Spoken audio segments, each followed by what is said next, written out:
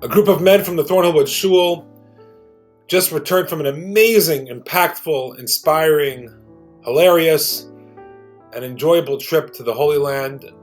I went with 7 other guys from the Shul, and it was an amazing experience.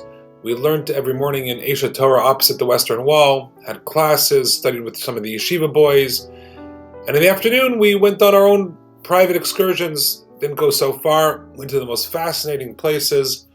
We had an amazing time, so many memories, can't wait to share all of them over the next coming weeks.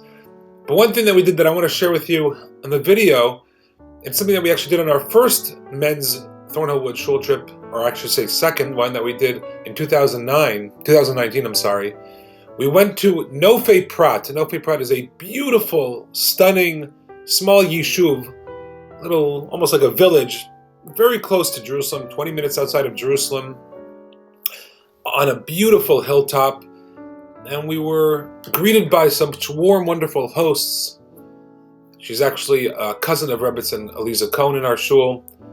And Michael and Gila, their names, showed us around the community. The yeshuv answered questions. We sat in their living room, they have huge, huge windows that face the beautiful cliffside. And across the hill, literally, you can see the houses and the windows and people inside them. A place called Anatot, which is referenced directly in the book of Jeremiah, in which supposedly he may have been born, and he had prophecy there. And you see the Torah, you see Tanakh, you see our heritage come to life. But that wasn't the highlight, for me at least. The highlight was, and I asked Gila specifically to share this with the men as we were sitting on their couch, eating beautiful pomegranates grown nearby their house. And I said, share with them what happens in the yeshuv here on Yom Kippur. It's a small yeshuv, only one synagogue. And she said, usually during the week, what happens is that if an Ashkenaz gets up to pray as the Chazan leading the services, then a Sephardi gets up to lead the next section of the prayers, and vice versa. There's always a sharing, a collaboration of all types of Jews going on, and everyone wants it to be fair for the other person. But on Yom Kippur, and on the high holidays, this is obviously a little bit harder to accommodate. So for Rosh Hashanah and Yom Kippur, they do have 2 separate minyanim, one for Ashkenazi, one for Sephardic, because the prayers are noticeably different. However, and I love this, I think this is such a testament to the beauty of unity and the power of the Jewish people. Once a year on Yom Kippur, what do? For the climactic, powerful prayer, the Ne'ilah service on Yom Kippur, everyone gets together. This year they said they had to go outside because the shul cannot accommodate them anymore. Many more children have been born, thank God. They go outside. It's quite warm at that time.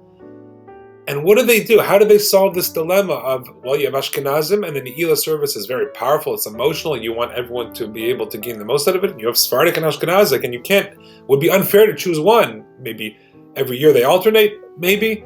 But what do? They put both Chazzanim.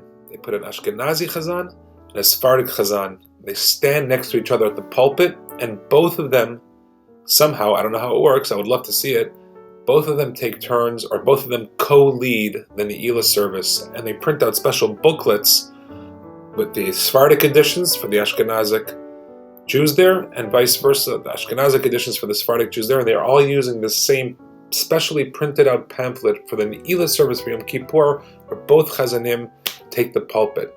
What a beautiful idea. I couldn't wait for her to share with the guys. I remember that she said it last year, in 2019, I never forgot that lesson. God willing, we should aspire to such a level of unity. And as we unfortunately hear sad news from the land of Israel, the day after I landed back in Toronto, a terrible attack that left the Canadian immigrant to Israel, a young boy, learning and loving the land of Israel, left him dead on a bus as he was traveling to yeshiva. Let's just remember that we're only as strong as our weakest link. If we all are unified, if we all band together, we all look out for each other. And this was truly one of the core missions and achievements of the trip that I was just on, thank God. We all banded together, very different from different backgrounds. But if we just stand at the pulpit together and realize we're all a family, we can accomplish anything.